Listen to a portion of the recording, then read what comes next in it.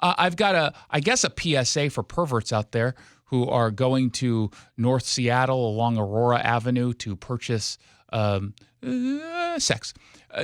You might get a letter. It's a pervert service announcement. It's a pervert service announcement, a PSA. We have a pervert service announcement.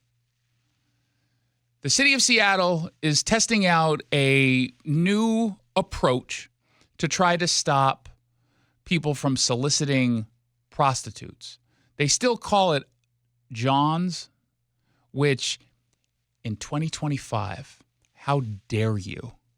How dare you assume gender? That's disgusting. They should be Joes because they could be Joanne or Joe, like Joseph. Don't know. Or JoJo. Or Taylor's. Yeah, I feel like John is wrong. I will not put up with this. I'm disgusted. How you call yourselves progressive? So the city is now saying it will be sending letters to the registered owners of vehicles that SPD observes engaging with sex workers. I'm not entirely sure I understand why they would be doing this. I know their end goal is to get it to stop, but you know what would also get the sex workers to not have Johns is if you arrested everyone involved. Now, I understand why they don't want to arrest the prostitute because oftentimes these are women who are being sex trafficked. They are in really tough spots, physically because of bad relationships with pimps, et cetera. Like, I get that part. But you can go after the Johns, and you're choosing not to. You're just instead taking photos of their cars and apparently not just sending them a letter that tells them what you think you saw, but also includes photos. I'm presuming that this is supposed to scare people into not doing it, especially if you're someone who has a wife.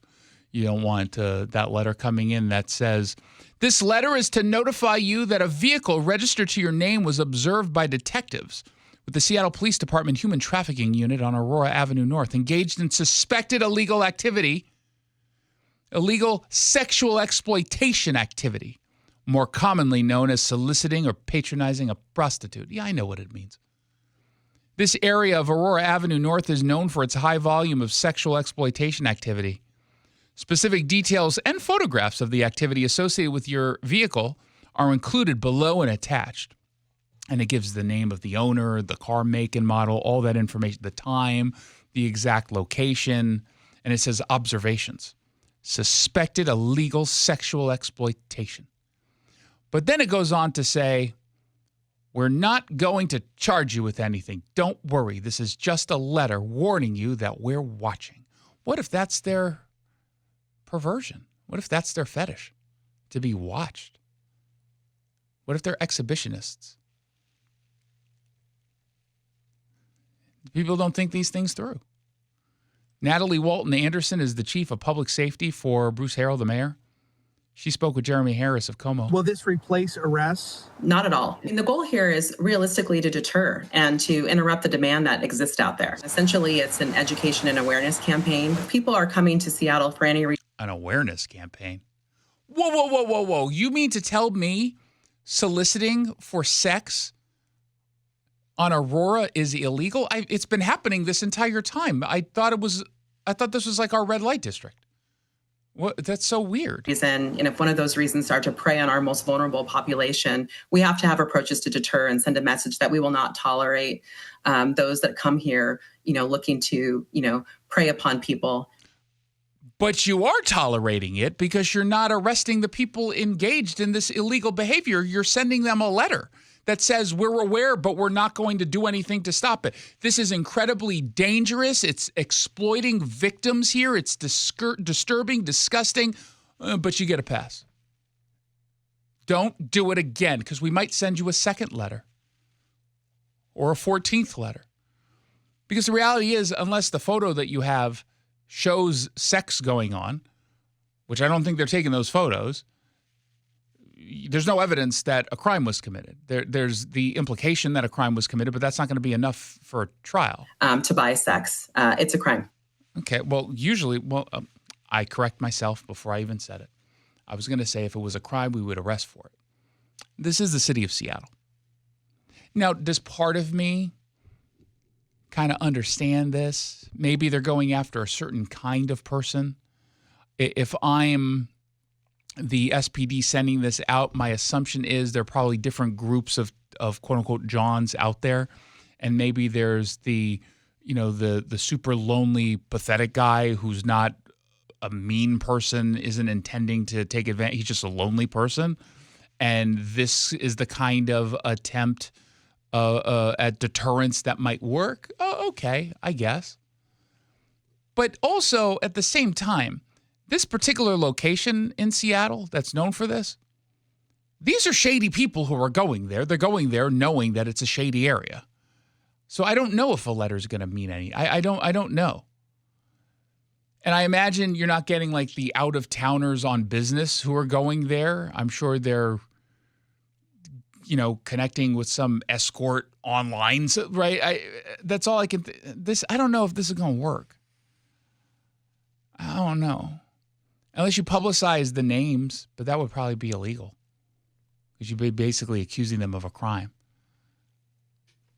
What if like they got the wrong person and like some poor guy's wife gets the letter? It's like, honey, I promise you, Bill was borrowing the car that night. You know that. I know you don't want to believe this because he's your brother-in-law, but it wasn't me. He didn't tell me that's what it was for. He just said he had to make a quick errand. It would only take 17 minutes. It was weirdly specific. That's all. So I kind of like, that's got to happen, right? And then the poor dude, no wife would believe that. If you're a wife or girlfriend or a husband or boyfriend, I guess, and you saw that letter, there is nothing that could be said that will change the mind of the person reading, knowing you did it. And you could literally say, I was with you. We were at a movie theater. You are my alibi. Won't believe you if you get this letter. You must have snuck out back. And You went for popcorn and I thought you were gone too long. Maybe they went to that AMC theater on Aurora. It's like, it was a long line. I was only gone for a few minutes. I know exactly how long you were out. I know you too well. Okay. I guess we'll find. I don't even know how do you know this is successful? That just no one shows up? I guess. What's the likelihood of no one showing up? Pretty. Well, you know what this is? Here's what this is. We don't have enough police officers to constantly stake out this area and make arrests. So we're going to give off the impression that we've got a bunch of officers who are ready to pounce, but we're going to give you one last chance by setting up a camera that will not collect any information that's even admissible in court. And I imagine for all the lawyers out there who are buying sex on Aurora, you're feeling totally okay right now because you know nothing's going to happen. Otherwise, it's a wonderful idea, and I wish them the best of luck. Meanwhile, you know what they're not addressing? The women out there who are being exploited. They're not addressing those people at all. In fact, if anything, they might be making it worse for them because you're not providing them the resources that they need. You're not making the contact with them consistently that they need. You're not arresting the pimps, which they need to have happen for them to get out of this cycle of abuse.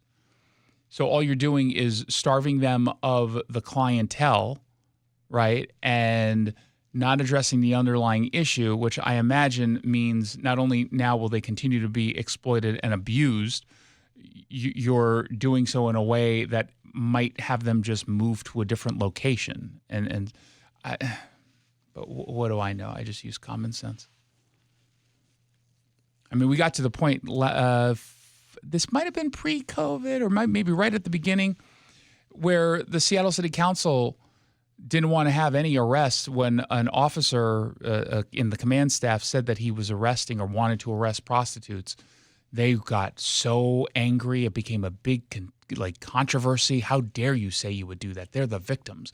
Well, they're still the victims here. You've not arrested their pimps. They're still the victim here. They're still so poor and abused that they're still selling sex on Aurora.